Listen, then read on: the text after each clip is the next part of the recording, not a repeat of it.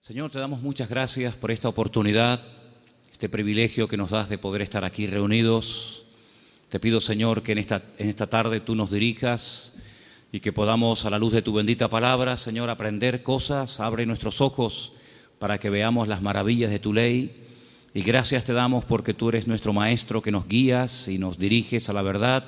Queremos en esta tarde aprender de ti, Señor. Quita todo obstáculo, cualquier impedimento, de la índole que sea, y que en esta tarde haya libertad para exponer tu palabra y para aprender de la misma. Gracias por todo, Señor, en el nombre de tu amado Hijo Jesús. Amén y amén. Vamos a estar leyendo en esta tarde una serie de textos, y por eso le he pedido a Vanessa y a otras personas que nos ayuden.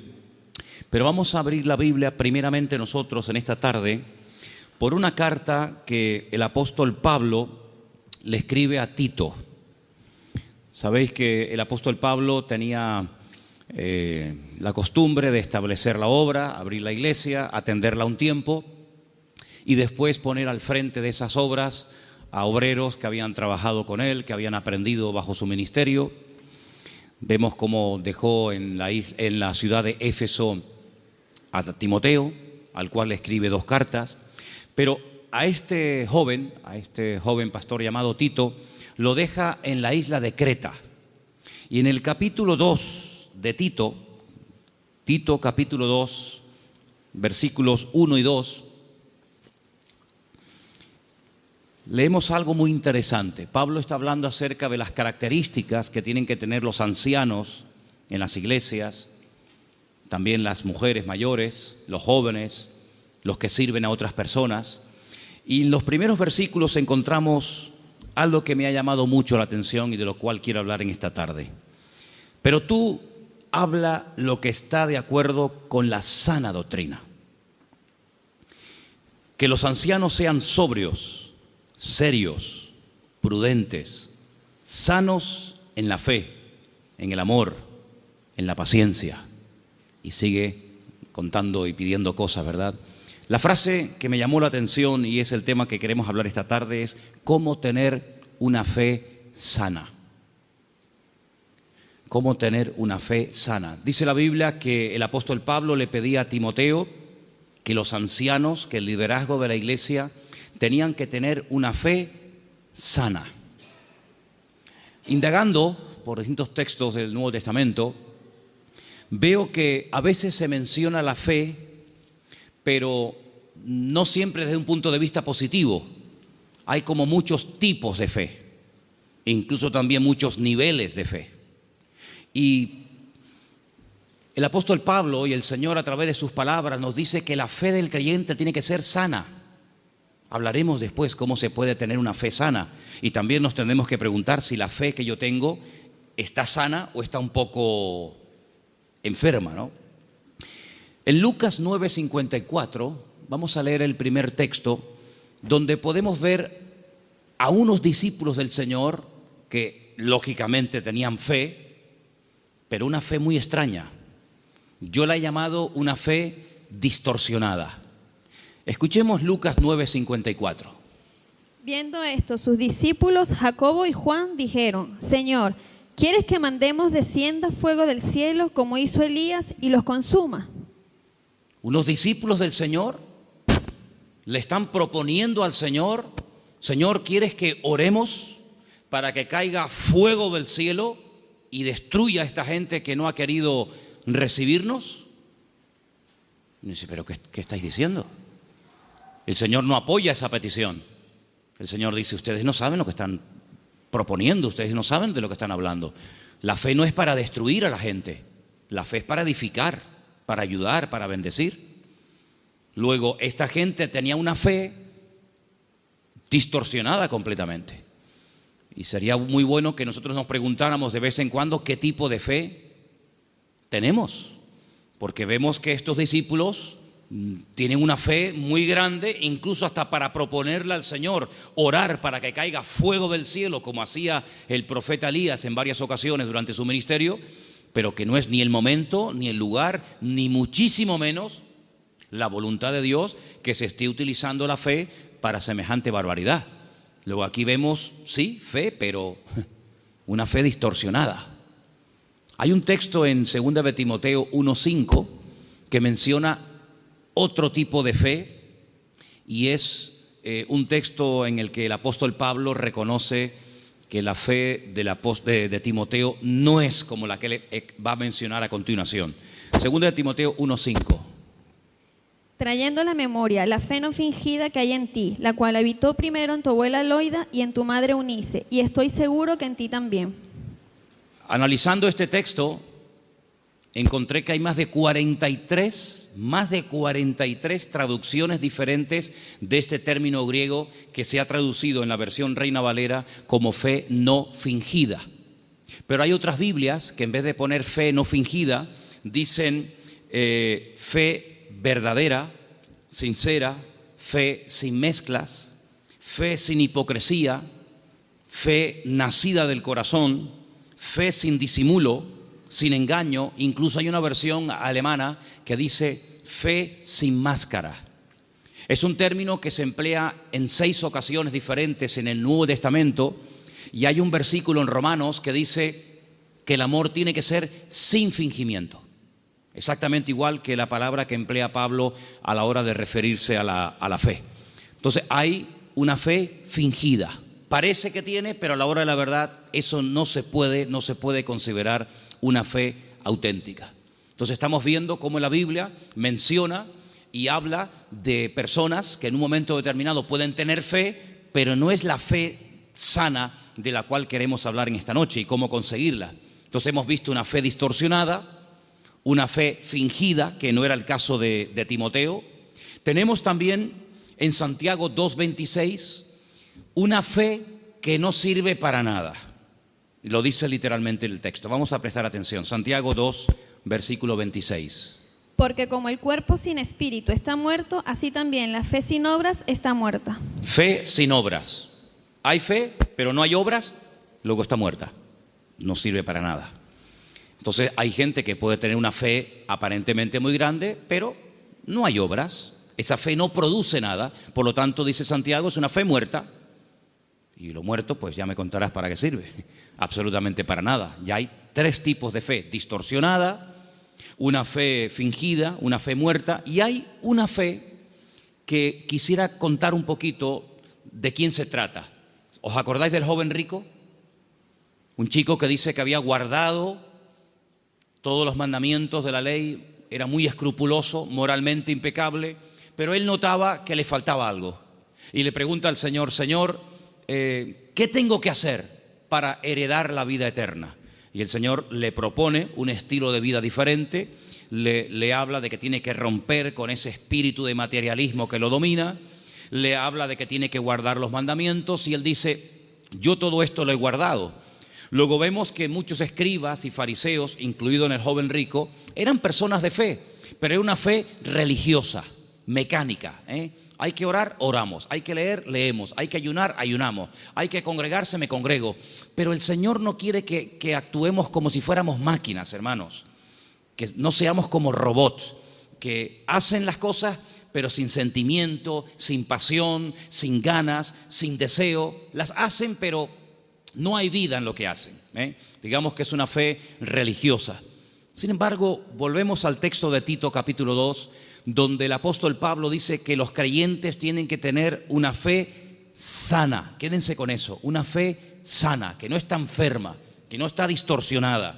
No es una fe que llegamos incluso a tener fe en la fe, valga la redundancia.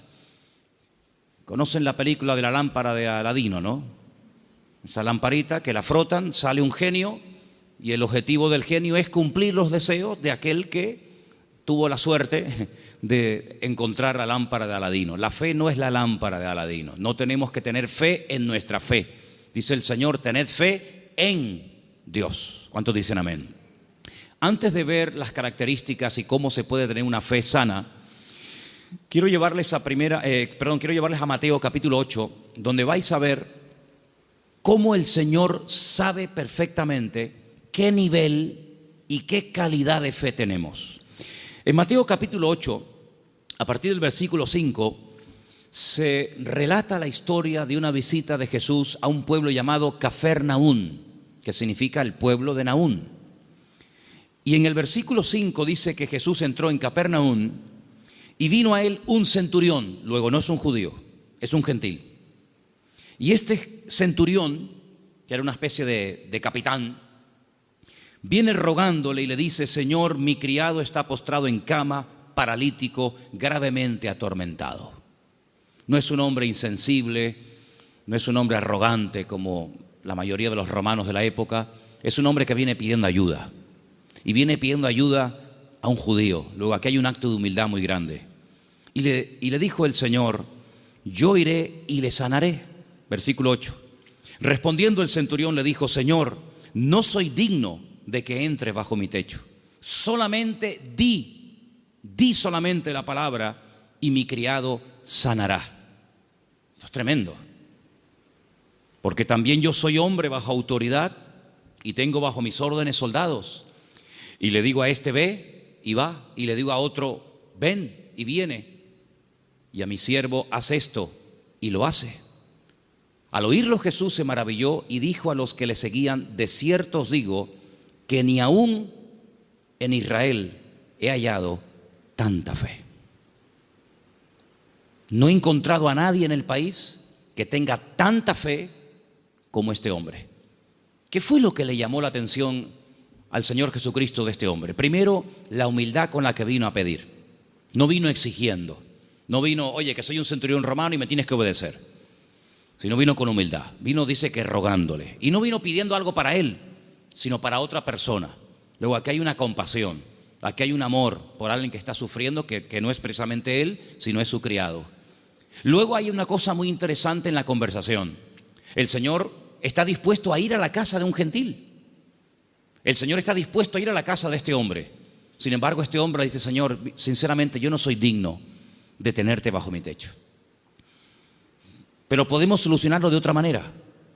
Di solamente la palabra, da solamente la orden de que mi criado sea sanado, y no hace falta ni que te desplaces, no hace falta ni que vengas. Fíjate que el hombre le pone un ejemplo al Señor. Le dice: mira, yo soy un hombre de autoridad.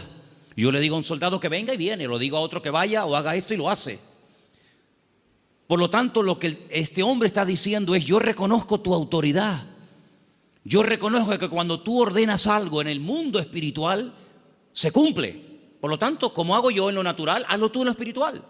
Da la orden y automáticamente mi criado sanará. Él unió el poder de la palabra, la autoridad de la palabra del Señor, con una fe bien puesta y bien depositada con humildad en el Señor. Y claro, automáticamente recibió la respuesta.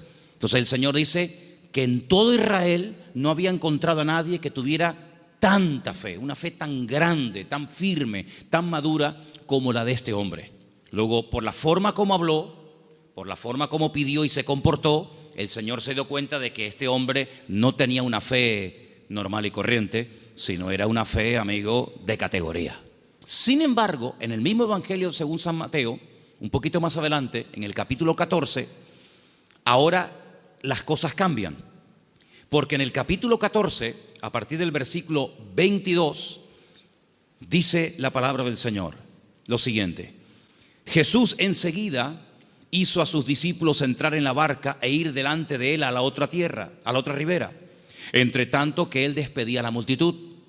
Despedida la multitud, subió al monte a orar aparte, y cuando llegó la noche estaba allí solo. Y ya la barca estaba en medio del mar, azotada por las olas, porque el viento era contrario. Más a la cuarta vigilia de la noche, como a las 3:30 de la madrugada, Jesús vino a ellos andando sobre el mar. Los discípulos, viéndole andar sobre el mar, se turbaron diciendo: un fantasma, y dieron voces de miedo. Pero enseguida Jesús les habló diciendo: tened ánimo, yo soy, no temáis. Entonces Pedro le respondió y le dijo: Señor, si tú eres, manda que yo vaya a ti sobre las aguas. Vamos a ver. Jesús le dijo: ven. Simplemente eso, ven.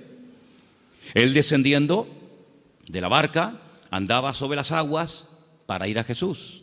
Pero, ay amigos, los peros. Al ver el fuerte viento tuvo miedo y, comenzando a hundirse, dio voces diciendo: Señor, sálvame. Al momento Jesús, extendiendo la mano, asió de él y le dijo: hombre de poca fe. Poca fe. Capítulo 8 le dice al centurión: grande, grande es tu fe. Queda maravillado, queda impactado el Señor al ver el nivel de fe que tenía aquel hombre. Sin embargo, a este le dice: hombre de poca fe. Hay otro pasaje muy interesante en los evangelios, ustedes lo conocen perfectamente, donde Jesús está predicando en una casa. Dice la Biblia que fuera hay unos amigos de un paralítico que no pueden entrar. Conocen la historia, ¿verdad? Dice que se suben al techo, no se desaniman, no dicen: bueno, vengamos otro día, tal vez otro día ya no está. Nada los detiene, nada los frena. Descienden al paralítico entre ellos, y dice la Biblia literalmente: al ver Jesús la fe de ellos. No habla de la fe del paralítico. Al ver Jesús la fe de ellos, le dijo al paralítico, y todos conocemos el resto de la historia. Luego, tal vez nosotros no podemos ver la fe, ni siquiera la nuestra, pero el Señor sabe perfectamente qué nivel de fe tenemos. La fe que tenemos que tener no es una fe cualquiera. No es esa fe que creemos que es una especie de, como dije antes, de lámpara de Aladín o de llave maestra que todo lo puede y todo lo abre. No, no. Tiene que ser una fe sana. Pero ¿cómo se llega a tener esa fe sana? ¿Cuáles son las características de una fe sana verdaderamente en el Señor? Vamos a ver la primera característica que tiene que tener una fe sana. Primera de Pedro, capítulo 1, del 3 al 9. ¿Lo tienes, Vanessa? Vamos a prestar atención a Primera de Pedro 1, del 3 al 9. Bendito el Dios y Padre de nuestro Señor Jesucristo, que según su grande misericordia nos hizo renacer para una esperanza viva por la resurrección de Jesucristo de los muertos, para una herencia incorruptible, incontaminada e inmarcesible, reservada en los cielos para vosotros, que sois guardados por el poder de Dios mediante la fe para alcanzar la salvación que está preparada para ser manifestada en el tiempo postrero, en lo cual vosotros os alegráis, aunque ahora, por un poco de tiempo, si es necesario, tengáis que ser afligidos en diversas pruebas, para que sometida a prueba vuestra fe, mucho más preciosa que el oro, el cual, aunque perecedero, se prueba con fuego, sea hallada en alabanza, gloria y honra, cuando sea manifestado Jesucristo, a quien amáis sin haberle visto, en quien creyendo, aunque ahora no lo veáis, os alegráis con gozo inefable y glorioso, obteniendo el fin de vuestra fe, que es la salvación de vuestras almas. Amén. ¿Os dais cuenta? La primera característica de una fe sana es que tiene que ser probada. Si no quieres tener una fe probada, jamás sabrás qué tipo de fe tú tienes. Mientras no hay problemas, no se sabe si verdaderamente tú eres una persona madura o inmadura. No se sabe. Es como cuando antiguamente te entregaban la cartilla cuando terminabas de hacer el servicio militar y te ponían comportamiento, bueno, malo, excelente, regular, lo que fuera, disposición a la hora de actuar o en fin, las distintas, digamos, no materias, sino las distintas características que se pretendía o se suponía que había en un soldado. Generalmente, a menos que fuera tiempo de guerra, el apartado del valor se dejaba en blanco, porque no hubo ocasión de mostrar el valor. La obediencia sí, la fidelidad, la puntualidad, digamos la uniformidad, pero el valor era una casilla que se dejaba en blanco. Ahora, si hay una guerra, si te tienes que jugar la vida, si tienes que salir a campo abierto, entonces se sabe si ese soldado tenía o no tenía valor. Con la fe es exactamente igual. Si no hay pruebas, pues sí, tengo fe. Pero amigo, y cuando llegaron las pruebas, ¿cómo reaccionó usted ante el primer problema que le vino después de conocer al Señor? Porque nosotros reaccionamos de una manera antes de conocer al Señor que no puede ser la misma después de conocer al Señor. ¿Cómo, por ejemplo, reaccionó Job? Job no era judío, Job era un gentil, pero tenía tan clara su confianza y su fe en el Señor que después de las pruebas aún estaba mejor que antes de las pruebas. Antes de las pruebas era un hombre rico, la vida le sonrió, tenía hijos, matrimonio que funcionaba perfectamente, aparentemente, tierras, criados, prestigio, casas, un patrimonio increíble y no había ningún problema. El Señor permitió El Señor permitió, porque todo lo permite el Señor, que las cosas comenzaran a ir de diferente manera. Perdió en una semana a todos los hijos, no a uno, a todos, los varones y las hembras. Perdió todos los animales. Eso era una tragedia en aquel tiempo. Las cosechas se le pudrieron. La mujer se le volvió en su contra. Él cayó enfermo. Las casas se le derrumbaron. Los amigos, ni te cuento. Si uno dice, bueno, pero ¿dónde está Dios en todo esto? Nunca estuvo Dios más cerca de Job que cuando era probado. Cuando más cerca Dios estuvo de Job y cuanto más cerca Job estuvo del Señor fue en el tiempo de la prueba. En ningún momento se quejó. Argumentó, habló con el Señor, todo lo que tú quieras, pero en ningún momento claudicó y dijo, no merece la pena, no sirve de nada llevar una vida íntegra, llevar una vida de santidad, porque al fin y al cabo, mira, estoy pasando lo peor que los que no creen en ti, Señor. Al final, cuando termina todo aquel ciclo de pruebas tremendas, que no sabemos exactamente cuánto tiempo duró, Él dice cosas tremendas. Él dice, yo de oídas te había oído, pero ahora mis ojos te ven. Ahora es cuando yo verdaderamente he conocido qué tipo de Dios, qué naturaleza es la de mi Dios. Ahora he experimentado la fidelidad de Dios. Ahora he experimentado la sanidad del Señor. Ahora he experimentado el consuelo del Señor. Y por eso, claro, Él dice esa famosa leyenda, esa famosa frase, aunque Dios me mate, lo voy a seguir adorando, porque yo sé que mi Redentor está vivo. Entonces las pruebas no lo destruyeron, al contrario, lo fortalecieron de tal manera que al final Él tiene que orar por los demás y nadie por Él, porque solamente venían a cuestionarle, a criticarle, a poner el dedo en la llaga y bueno, a decir todo tipo de barbaridades. Por lo tanto, la fe sana, la fe verdadera, tarde o temprano, ha de ser probada. Y dice la Biblia que la actitud que tenemos que tener ante las pruebas es de gozo. Es encima, ¿sí? Encima.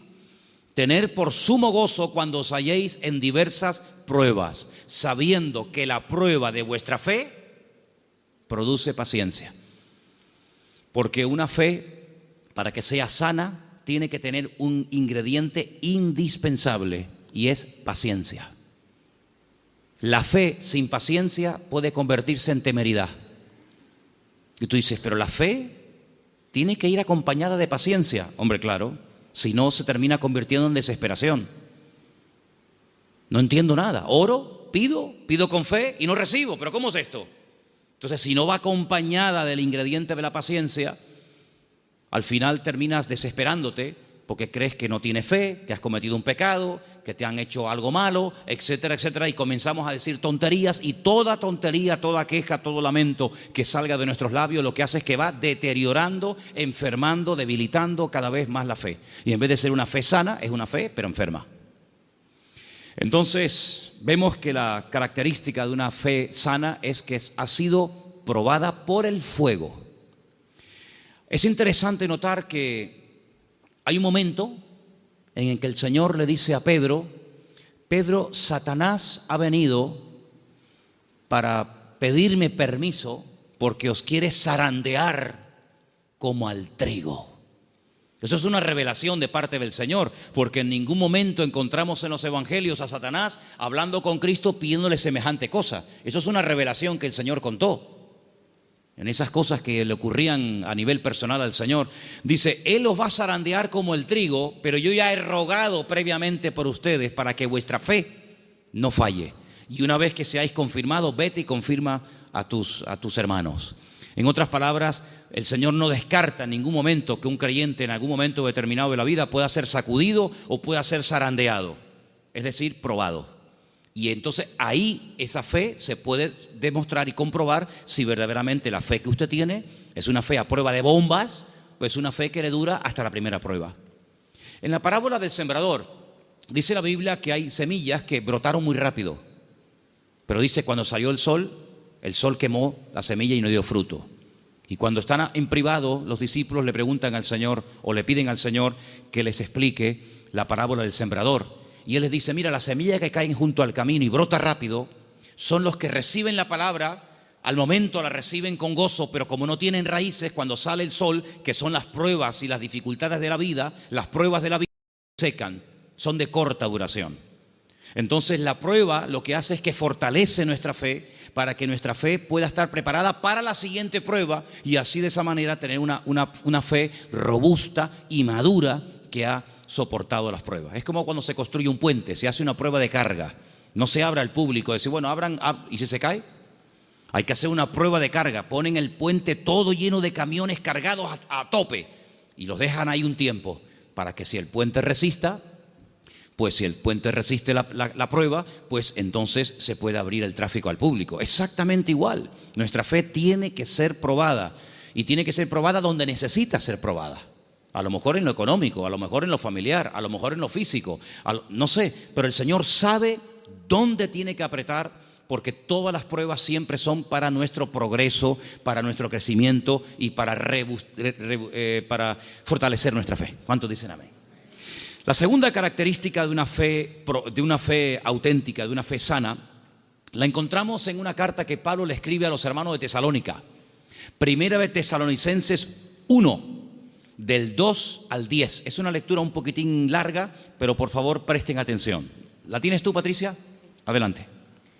Damos siempre gracias a Dios por todos vosotros, haciendo memoria de vosotros en nuestras oraciones, acordándonos sin cesar delante del Dios y Padre nuestro de la obra de vuestra fe, del trabajo de vuestro amor y de vuestra constancia en la esperanza en nuestro Señor Jesucristo, porque conocemos, hermanos amados de Dios, vuestra elección.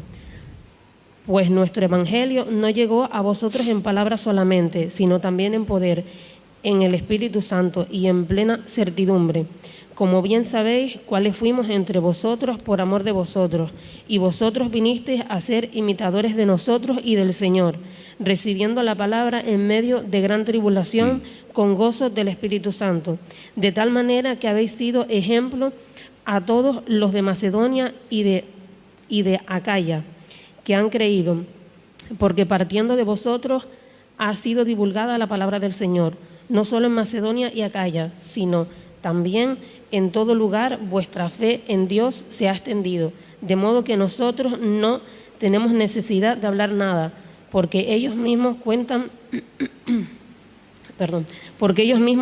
de nosotros la manera en que nos recibisteis y cómo os convertisteis de los ídolos a Dios para servir al Dios vivo y verdadero y esperar de los cielos a su Hijo, al cual resucitó de los muertos, a Jesús, quien nos libra de la ira venidera. Amén.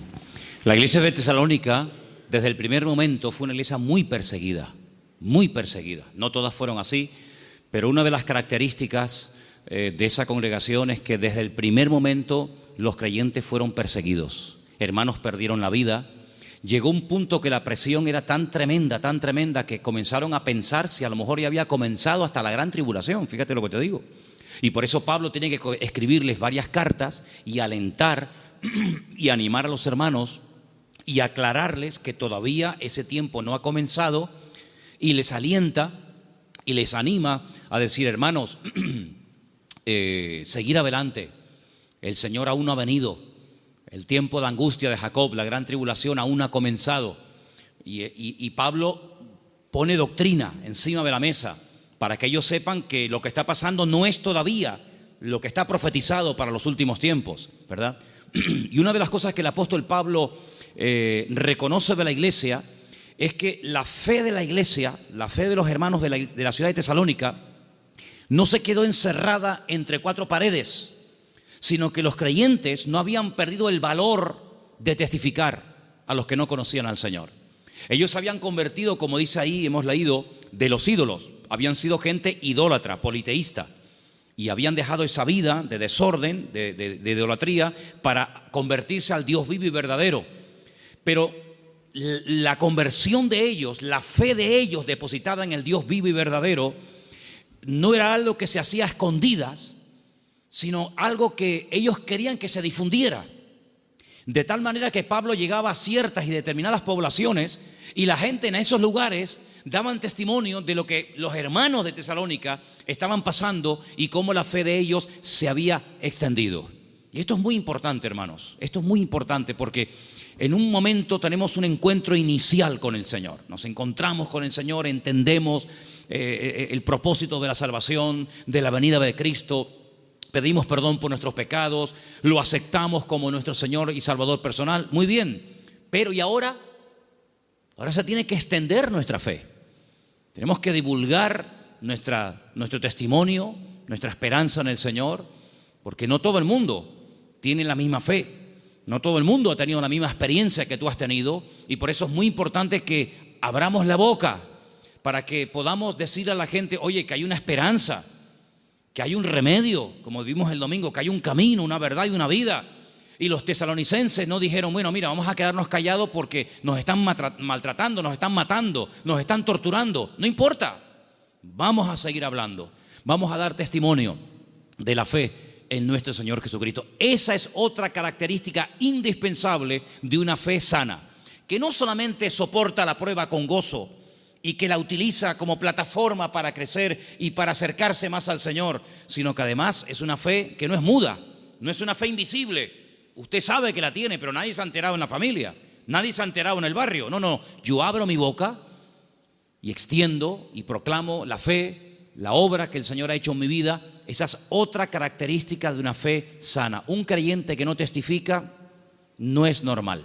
No es creyente que un creyente que tiene el gozo del Señor y que ha pasado de muerte a vida, pasen los días, las semanas y se le pase la vida y no comparta su fe y su testimonio con nadie. Eso no es una fe sana, es una fe enferma.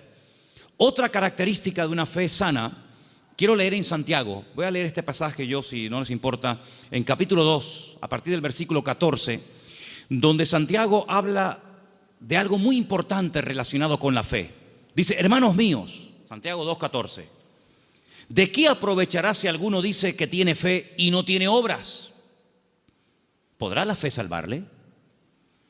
Si un hermano o una hermana están desnudos y tienen necesidad del alimento de cada día, y alguno de vosotros les dice, id en paz, calentaos y saciaos, pero no les dais las cosas que son necesarias para el cuerpo, ¿de qué aprovecha?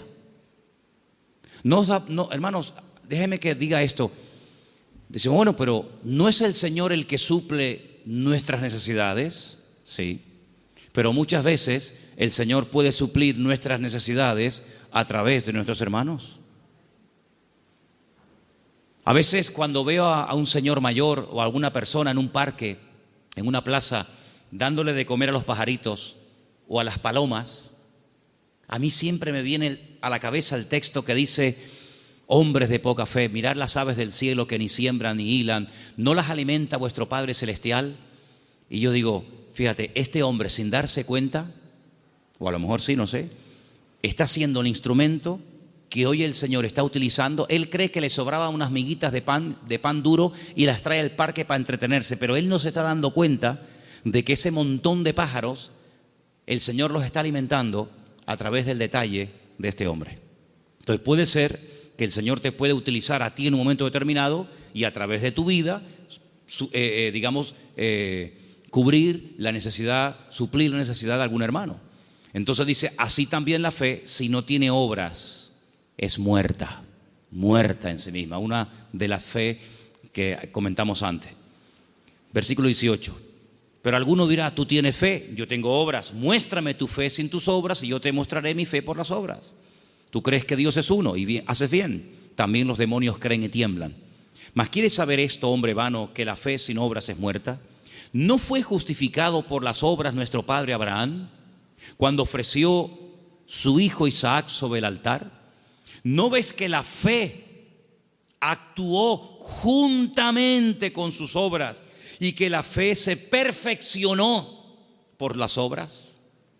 Y se cumplió la escritura que dice, Abraham creyó a Dios y le fue contado por justicia y fue llamado amigo de Dios. Vosotros veis pues que el hombre es justificado por las obras y no solamente por la fe. Asimismo también Rahab la ramera no fue justificada por las obras cuando recibió a los mensajeros y los envió por otro camino, porque como el cuerpo sin espíritu está muerto, así también la fe sin obras está muerta. Luego, una característica de una fe sana, que es lo que nos interesa y estamos hablando esta noche, es que es una fe que produce, una fe que hace obras. No es una fe teórica, No, yo creo, pero no hago nada. No, es una fe que hace obras. ¿Cómo se sabía que Abraham tenía fe en el Señor? Bueno, pues yo estaba justamente leyendo hoy ese pasaje y dice la Biblia que este hombre viaja desde el sur de Israel, desde una ciudad llamada Beersheba, recorre todo el desierto del Negev, llega hasta el monte Moria, allí en Jerusalén, y antes de llegar deja a unos criados y le dice, bueno, guárdeme aquí el asno, el burrito, que dice, iremos, adoraremos y volveremos. Y a veces seguimos leyendo el pasaje y nos olvidamos de decir, no, espérate un momento, mira lo que acaba de decir. Iremos, adoraremos y volveremos. Pero ¿cómo dice volveremos si Abraham sabe que tiene que subir al monte Moria y sacrificar, es decir, matar a su hijo Isaac? Dirás en todo caso, volveré. La Biblia dice que Abraham tenía tanta fe en el Señor que creía que si mataba a su hijo Isaac, el Señor se lo podía resucitar y volverlo a tener con él. Y en cierto sentido, eso fue lo que pasó. No lo mató, sabemos el resto de la historia, pero él en su corazón lo había sacrificado antes de subir al monte Moria. ¿Se da cuenta? Pero la fe de Abraham no quedaba simplemente en un acto de obediencia, sino que iba mucho más allá. Bueno, yo lo mato, yo lo sacrifico porque al fin y al cabo es lo que Dios, mi Señor, me ha pedido, pero creo que Él me lo puede dar de entre los muertos. Y es que nunca nadie había resucitado, hermanos. Él no puede decir, no, es que ya resucitó fulanito o tal. No había resucitado nadie. ¿Cómo sabía Abraham que el Señor podía resucitar muertos? Porque Abraham conocía a Dios. Y la fe auténtica, la fe sana, no es una fe ciega, no es una fe irracional, es una fe basada en hechos, en realidades. ¿Y qué mejor realidad que conocer a Dios y conocer su palabra? Yo dije en una ocasión que hubo un momento en nuestra vida en los que creímos en un Dios que prácticamente no conocíamos. Cuando nosotros la primera vez aceptamos al Señor, ¿qué sabíamos del Señor? Pues muy poca cosa. No conocemos hoy nosotros al Señor mejor que hace años atrás cuando lo conocimos o lo recibimos en nuestro corazón, ¿sí o no? Por supuesto que sí. En aquel momento fue un acto de fe. Yo necesité fe, créame, yo particularmente, yo no sé usted, pero yo necesité mucha fe porque yo no creía en Dios. No creía en Dios, sencillamente. Para mí no existía. Y yo necesité que Dios me diera fe para poder creer en Él. Pero créanme, hermanos, y lo digo con toda sinceridad, yo hoy en día no necesito fe para creer en Dios. Yo es que sé que Dios existe. La fe se necesita para creer en lo que usted tal vez no ve o no ha recibido y tiene fe de poder recibirlo. Pero yo no necesito fe para creer en mi Padre. Yo no necesito hoy por hoy fe para creer si este libro es o no es la palabra de Dios. Es que yo sé que es la palabra de Dios. Por lo tanto, la fe tiene que ir en aumento, tiene que ir creciendo, tiene que ir madurando. Y por eso, amados hermanos, hay momentos en los que en la vida de ciertos y determinados personajes los milagros tenían que verse muy asiduamente, un poco como para sacudirlos y para provocar la fe en ellos. Pero hay un momento en nuestra vida en los que prácticamente ya no necesitamos tantos milagros cada día, porque el hecho de que el Señor sea mi Señor, ya para mí eso es más que suficiente y sé que todo lo demás vendrá por añadidura. ¿Cuántos dicen amén? Hay gente que continuamente le pone pruebas al Señor. Señor, ¿será tu voluntad esto? Señor, ¿será tu voluntad lo otro? Señor, voy por aquí, Señor, voy por allá. Bueno, pues si constantemente le tienes que estar poniendo pruebas a tu Dios, es porque no lo conoces mucho. Porque si tú sabes que a tu marido no le gustan las lentejas, no sé si hay algún marido, perdón si alguien se sienta aludido, pero si tú sabes que a tu marido no le gustan las lentejas, no dices, se las voy a poner a ver si le gustan o no le gustan. Ya te ha dicho de todas las formas que no le pongas lentejas que no le gustan. Por lo tanto, como ya lo sé, no se las pongo. Pero yo sé que lo que le gusta es el potaje de berros. Entonces, en la medida en la que tú conoces a tu marido, a tu esposa o a tu hijo, a quien sea, tú te comportas de una forma diferente con él o con ella, ¿sí o no? En la medida en que tú conoces a Dios, yo no tengo que decirle a Dios, Señor, ¿se puede hacer esto o no se puede hacer? Voy a poner un papelito con un sí y con un no. Soplo y el que se quede en la mesa, no hace falta jugar a eso. porque yo ya conozco a mi Dios y yo sé lo que le gusta y lo que no le gusta. Leía en el día de ayer algo tremendamente interesante. Dice Pablo, es que la ley no fue dada para el justo. La ley fue dada para el homicida. La ley fue dada para el que no conocía a Dios y tienes que decirle todo, le tienes que contar todo. Pero José nunca leyó la Biblia. Y José era capaz de decir, eso no lo puedo hacer, porque si yo hago eso, yo peco contra mi Dios. ¿Os acordáis? Cuando es tentado con la mujer de Potifar, él podía haber dicho, bueno, ¿dónde está escrito que esto es pecado? No estaba escrito por ninguna parte, pero es que él conocía a Dios. Y cuando una persona conoce a Dios, aunque no tenga mucho conocimiento de la Biblia, conoce más del Dios de la Biblia que de la Biblia del Señor y sabe perfectamente discernir. Dice, esto no es de Dios, esto no es del Señor. Porque el que conoce al Señor, dice la Biblia, hay un texto muy bonito que dice, el pueblo que conoce a su Dios se esforzará. Y nosotros, amados, queridos hermanos, no dejamos de pecar por miedo al castigo, sino no pecamos por temor a Dios, por respeto al Señor, que es muy diferente. Amén. Otra característica de una fe madura, tal vez le puede sorprender esta frase, es que no tiene miedo a las aventuras. En Génesis capítulo 12, quiero que vean este pasaje conmigo. Génesis capítulo 12, versículo 1. Hay una palabra aquí muy bonita que la hemos leído en muchas ocasiones. Dicen que el padre de Abraham era, ¿cómo se llamaba el padre de Abraham? Hola.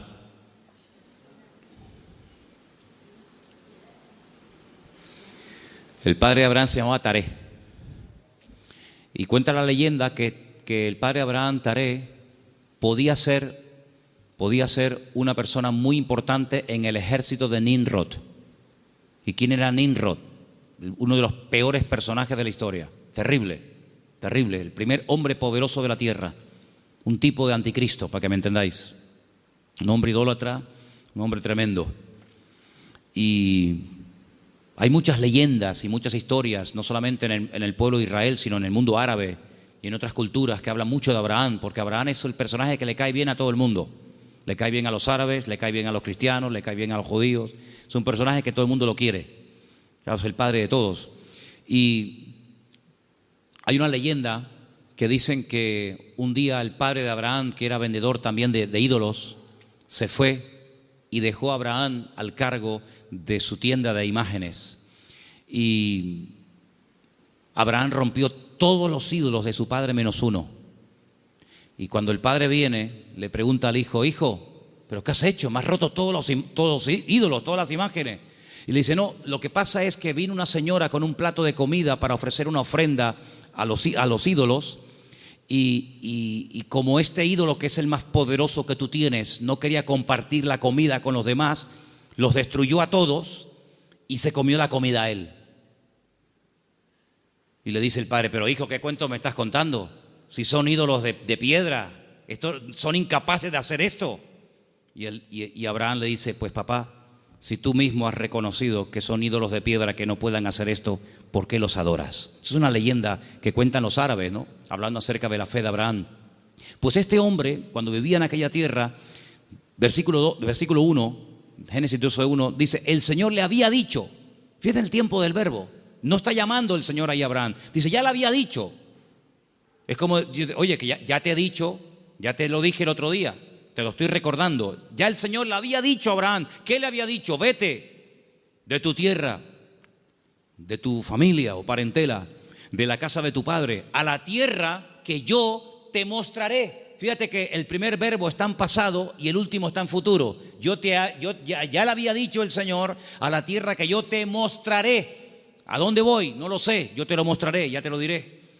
Pero hay una promesa, entre el cumplimiento de la promesa y la obediencia, hay una palabra muy interesante. Dice, yo haré de ti una nación grande.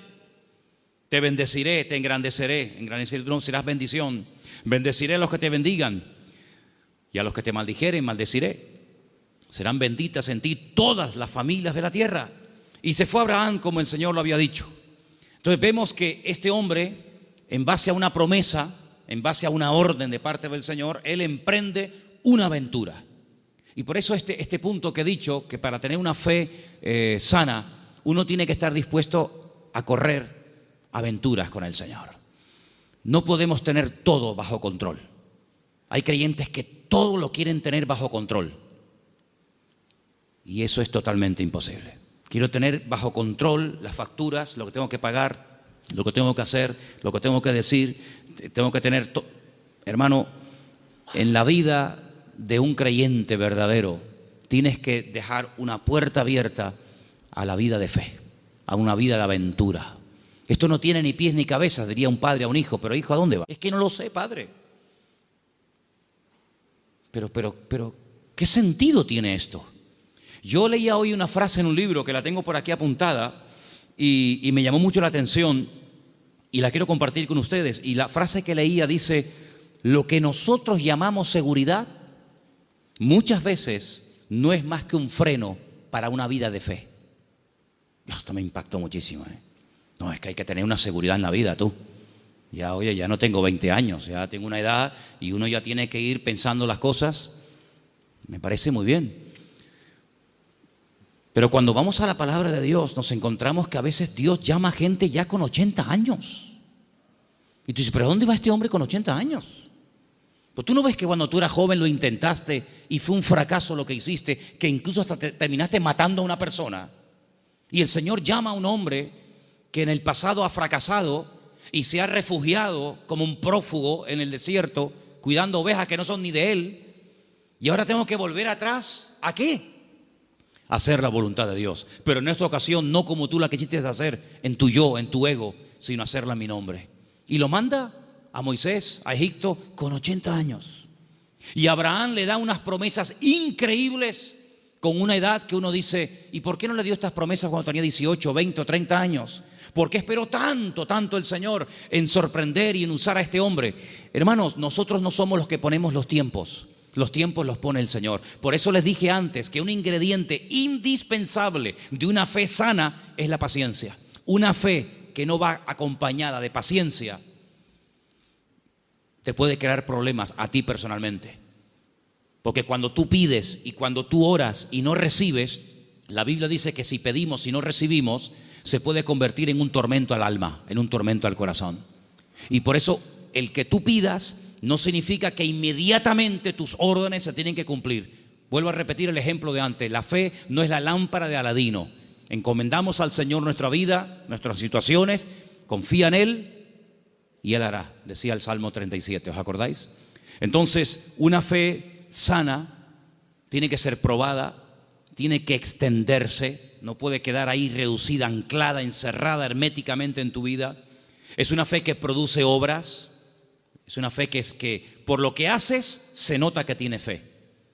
Hombre, vamos a ver, un hombre que está dispuesto a sacrificar a un hijo, ¿qué más prueba que ello?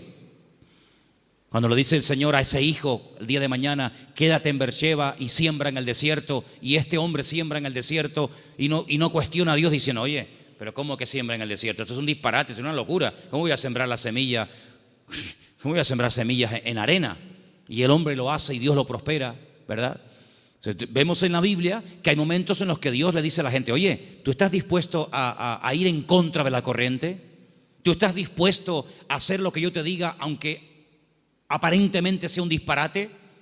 A ese tipo de vida no tenemos que cerrarnos. Yo no digo que tengas que ir por ese camino toda tu vida, pero no descartes la posibilidad de que en un momento Dios te lleve la contraria. ¿Puede el Señor llevarnos la contraria?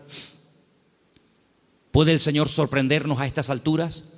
Quiero decirles algo que llevo tiempo queriendo decirlo y siempre se me olvida. Siempre se me olvida. Cuando llego a casa digo, pero si yo vine de Galicia y quería decirles esto y todavía no se lo he dicho. Ahora me acaba de venir a la cabeza y se lo voy a decir. Fui a predicar un día a una iglesia en Galicia. No voy a decir ni el sitio porque sabe Dios a dónde llegan estas predicaciones. Fui a predicar a un lugar y el pastor de esa iglesia, que llevaba ya mucho tiempo al frente de esa congregación, me dice que se va a ir a otra ciudad, a empezar otra iglesia. Digo, muy bien.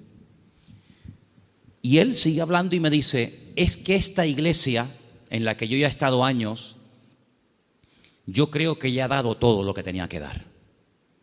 Hemos hecho evangelismo, hemos hecho retiros, hemos hecho campamentos, hemos hecho vigilias, y yo creo que esta iglesia ya ha dado todo lo que tenía que dar, y voy a comenzar en otra parte. Y cuando yo llegué a casa y comencé a pensar en lo que este hermano me había dicho, es un buen hombre, es un buen pastor, no estoy hablando de un pseudo pastor, estoy hablando de un hombre de Dios. Pues yo dije, Señor, es interesante en la vida, porque en la vida tiene que saber uno hasta dónde tiene que llegar.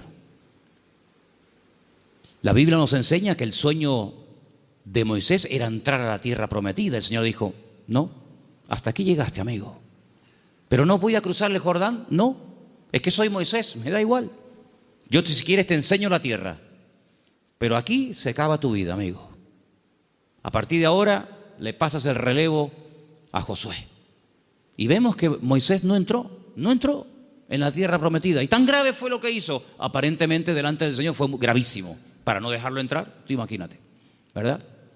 Vemos, por ejemplo, a David. ¿Cuál era el sueño de David? El sueño de David era levantar un templo a Dios. Ese era el sueño de David.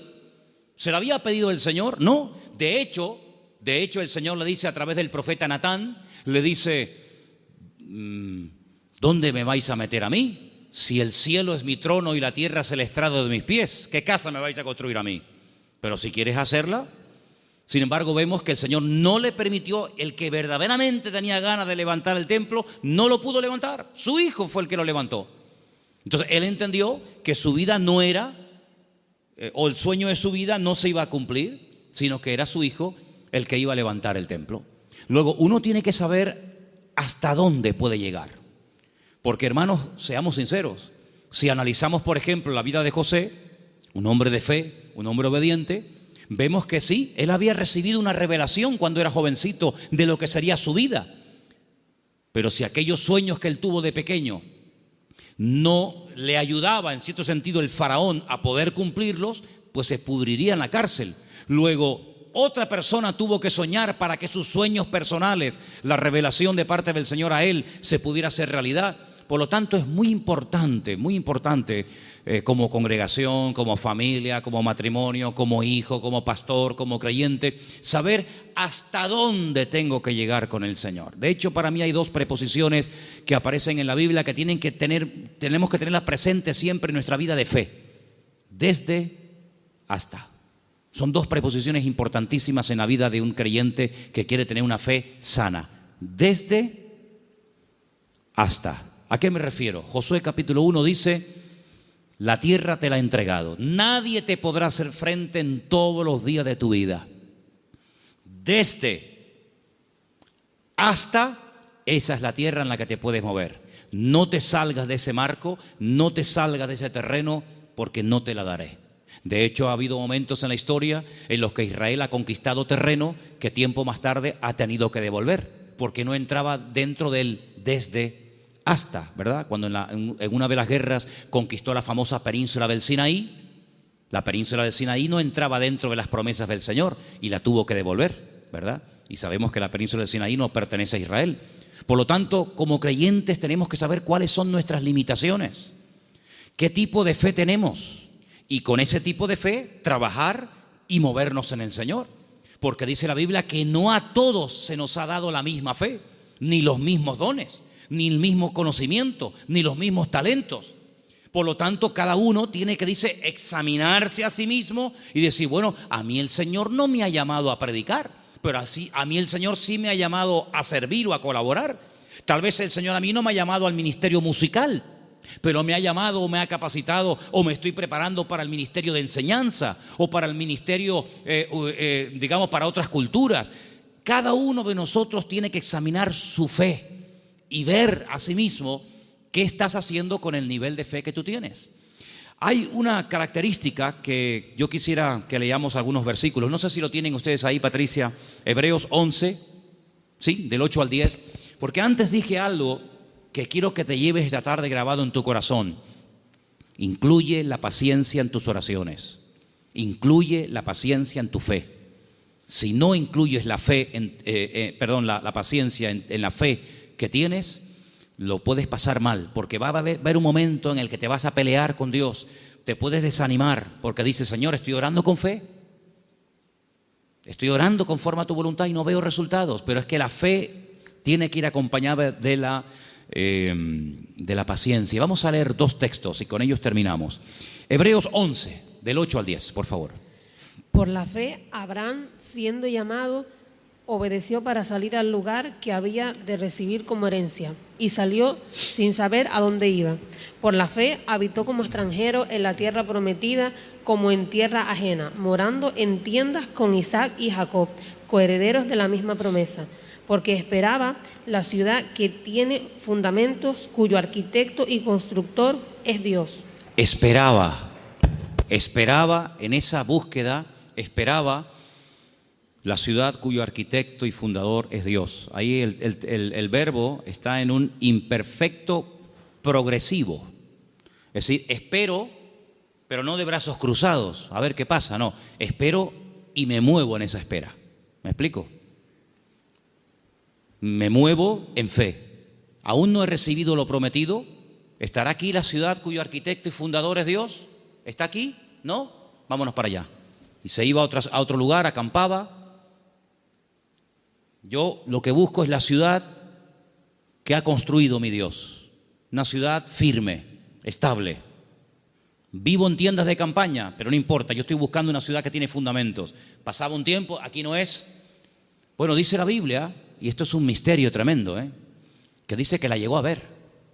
La llegó a ver y la saludó, como diciendo, algún día yo estaré allí.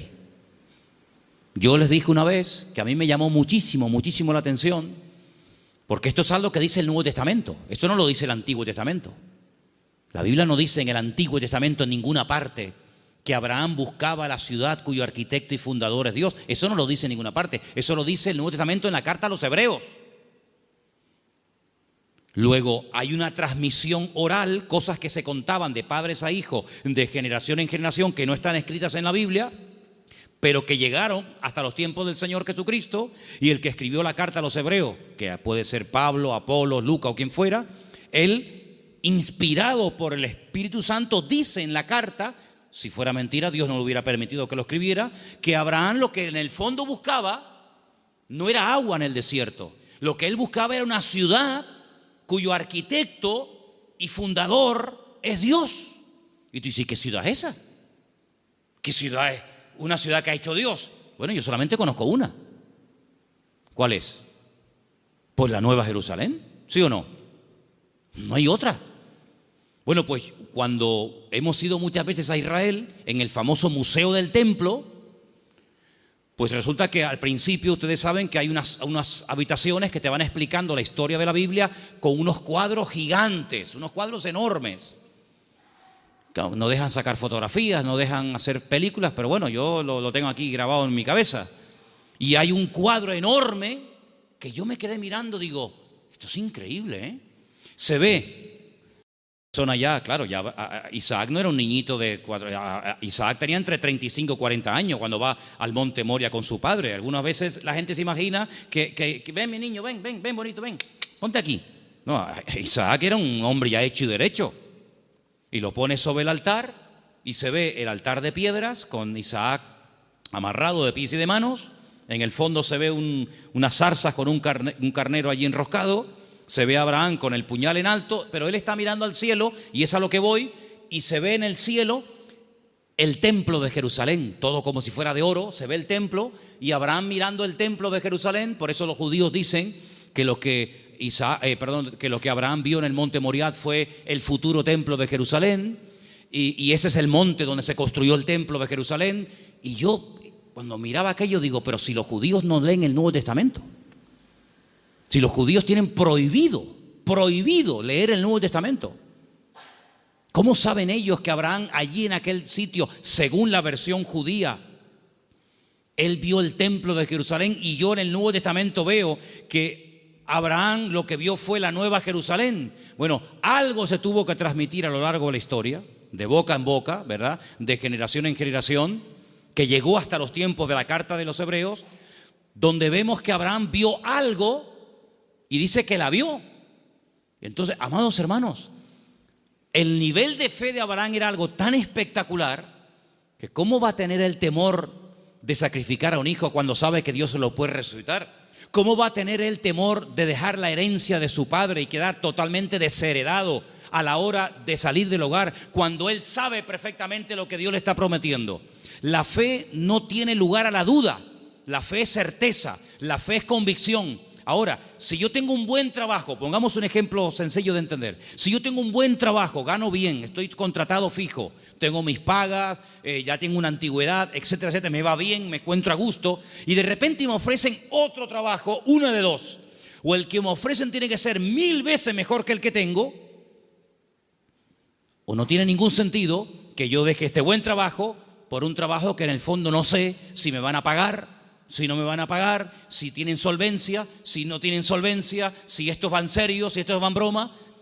¿Tú sabes lo que significó dejar todo? Papá, que me voy.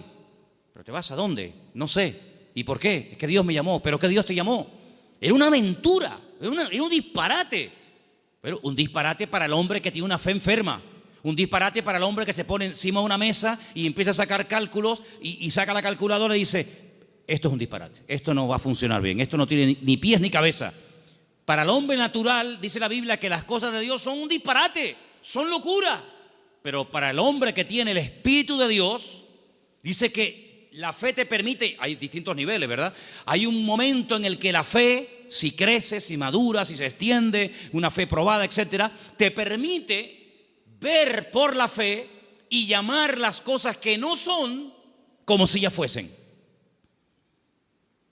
Tú imagínate que yo mañana llego aquí y les digo: hermano, a partir de ahora me llamo Daniel, ya no me llamo Manolo.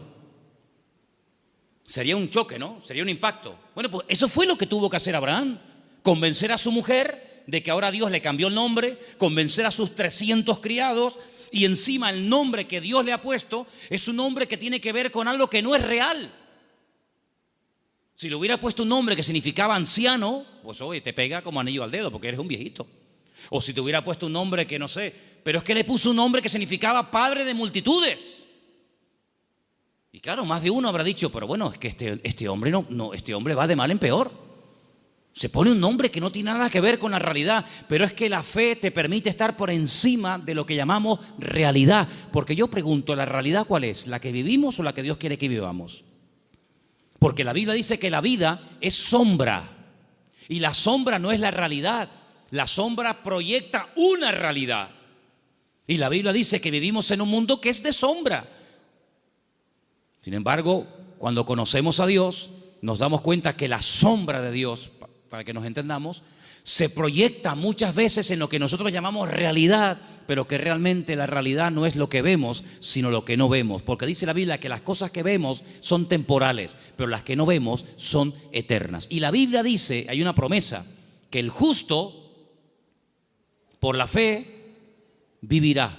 Pero en el texto original hebreo no aparece el verbo vivir, sino aparece el verbo ser. El texto dice: el justo por la fe existirá. Porque una cosa es vivir y otra cosa es existir. La existencia la da el Señor.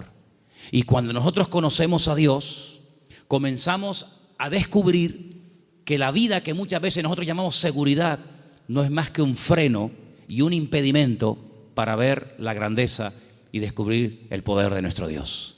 Por eso quiero terminar recordando las 5 características de una fe sana. Preguntémonos si las tenemos. La fe sana tiene que ser tarde o temprano probada. Una prueba que no duele no es prueba. Una prueba que no afecta en algún momento determinado tu estado de ánimo, pues no es prueba ni a nada. Dije hace tiempo que una característica de que estás siendo probado es que no entiendes nada. Si entiendes, no te estás probando el Señor. Si lo entiendes, no es una prueba. Una característica de que estoy siendo probado es que no entiendo lo que me está pasando. Eso es una prueba. La segunda característica es que es una fe que se extiende. No es una fe hermética encerrada en sí misma. Es una fe que actúa, que hace obras. Y por la forma como actúa, te das cuenta de que detrás de esa actuación hay una fe. Hay una frase que leí esta semana, que también la tengo apuntada aquí, que dice: todo esfuerzo realizado siempre obtiene resultados. Es buenísima, no me digan, ¿eh? Todo esfuerzo realizado siempre obtiene resultados. Tú te esfuerzas por el Señor, ¿verdad? Tú ejercitas la fe y automáticamente Dios lo premia. Tercera o cuarta característica, que la fe sana tiene que ir acompañada de paciencia. Dice la Biblia que Abraham esperaba pacientemente y finalmente la fe sana está dispuesta a la aventura. En Hebreos 10, del 12 al 13, quiero que lo leamos todos juntos, por favor. Hebreos capítulo 10, Hebreos 10 del 12 al 13. Hay unos versículos muy interesantes que los he dejado para el final, para que medites en ellos y te los lleves esta noche en tu corazón. Repito, Hebreos capítulo 10, del 12 al 13. ¿Lo tienen, hermanos? Bueno, creo que lo estamos poniendo ahí, ¿no? Perfecto. Léelo conmigo.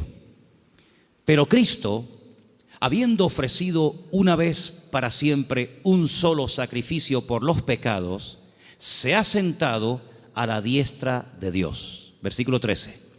De ahí en adelante, esperando hasta que sus enemigos sean puestos por estrado de sus pies. Esperando. Es la misma palabra que aparece cuando dice que Abraham esperaba la ciudad cuyo arquitecto y fundador es Dios. Ahora fíjate esto. Cristo muere, cumple todo lo que tiene que cumplir, derrama su sangre, resucita al tercer día, asciende a la gloria, se sienta a la diestra de Dios Padre. Y yo pregunto, ¿y ahora qué? Lo hemos leído esta noche. Él está esperando que todos y cada uno de sus enemigos sean sometidos y puestos bajo la planta de sus pies. Si mi Señor, después de todo lo que hizo, su muerte, su resurrección, la victoria sobre el pecado, sobre el diablo, etcétera, si Él después de todo ese tremendo sacrificio está esperando sentado a la diestra de Dios Padre, ¿por qué a nosotros a veces nos cuesta tanto esperar una oración que la hicimos la semana pasada y queremos que ahora nos responda el Señor? ¿Cuánto tiempo lleva esperando el Señor Jesucristo? Bueno, en números redondos, 2000 años. Porque aún hay enemigos que no están sometidos. Dice que el último, un día si quieren podemos hacer la lista de los enemigos que tienen que ser dominados y controlados y sometidos a la planta de los pies del Señor. Dice que el último, después de haber superado todo, el último enemigo que será superado y vencido para siempre será la muerte. De momento la muerte no ha sido vencida en el sentido de que todavía los seres humanos siguen muriendo, incluidos los cristianos. Y dice la Biblia que algún día la muerte no existirá más. Llegará un momento en el que la muerte, llegó tu muerte, hasta aquí llegaste, amiga. Por lo tanto, si el Señor está esperando, imitemos al Señor. Él ora, Él intercede. Hay oraciones que el Señor Jesucristo le hizo al Padre cuando subió a la diestra, y una de ellas fue: Padre, envíales el Consolador. No dijo Él: yo rogaré al Padre para que os envíe otro Consolador, para que esté con vosotros para siempre. ¿Lo habéis leído, sí o no? Esa oración fue contestada en pocos días. Asciende, el Señor Jesucristo le pide al Padre que envíe el Espíritu Santo a los que quedaron en la tierra, lo envía. Pero hay otras muchas cosas que aún todavía el Señor está esperando que se solucionen, que se venzan, y después vendrá el Señor. Por lo tanto, vemos que la fe tiene que aprender a esperar. No solamente tiene que tener la confianza y la perseverancia, sino que una fe sana es una fe que sabe esperar. Pero no es una espera en vano, no es una espera inútil. Es una espera que merece la pena, porque merece la pena esperar en el Señor. ¿Cuántos dicen amén? Cierra tus ojos en esta noche y pidámosle al Señor: si mi fe está distorsionada, si mi fe está muerta, si mi fe no produce, si mi fe está estancada, Señor, sáname la fe. Que mi fe no sea una fe enferma, sino una fe viva, una fe robusta, madura. En otras palabras, una fe sana, aleluya. Que sea una bendición para mi vida y para los que me rodean. Una fe contagiosa, una fe que trae ánimo, una fe que trae fortaleza al espíritu. Una fe que me ayuda a superar los traumas, los problemas, las tristezas, las amarguras, las pérdidas. Una fe que me ayuda a llamar las cosas que no son como si ya las estuviera teniendo ahora mismo y disfrutando de ellas. Llama las cosas que no son como si ya fuesen. Di, Señor, gracias porque la bendición ya la tengo conmigo. Gracias, Señor, porque el gozo, la paz, la sanidad, ese trabajo, ese hijo, esa situación la veo resuelta. Pero la fe tiene que aprender a esperar. Como tú estás esperando a la diestra del Padre, yo quiero esperar pacientemente, esperé en el Señor. Y te pedimos en esta noche, Señor, que esta fe, que es la meta de todos y cada uno de los creyentes, de tus hijos, sea una realidad en nuestra vida. Ayúdanos a trabajar esta fe que tú un día depositaste en nuestros corazones, que el mundo no la apague, que las circunstancias de la vida no la debiliten ni la enfermen, sino que la fe nos permita estar firmes, porque tu palabra dice que nuestra fe ha vencido al mundo. Aleluya. Señor, si nuestra fe en algún momento no ha estado como tenía que estar, si no estamos verdaderamente echando mano y utilizando esta fe, te pedimos que tú nos sacudas y nos despiertes para que esta fe, Señor, verdaderamente sea una fe poderosa, una fe que obtenga lo imposible y una fe que me permita vivir en victoria y bendecido todos los días de mi vida hasta que tú regreses, Señor. Gracias te doy, Señor, por este don, por este regalo maravilloso que tú has puesto en mi vida. Bendecimos y glorificamos tu nombre en esta noche, en el nombre bendito de Jesús. Amén y amén.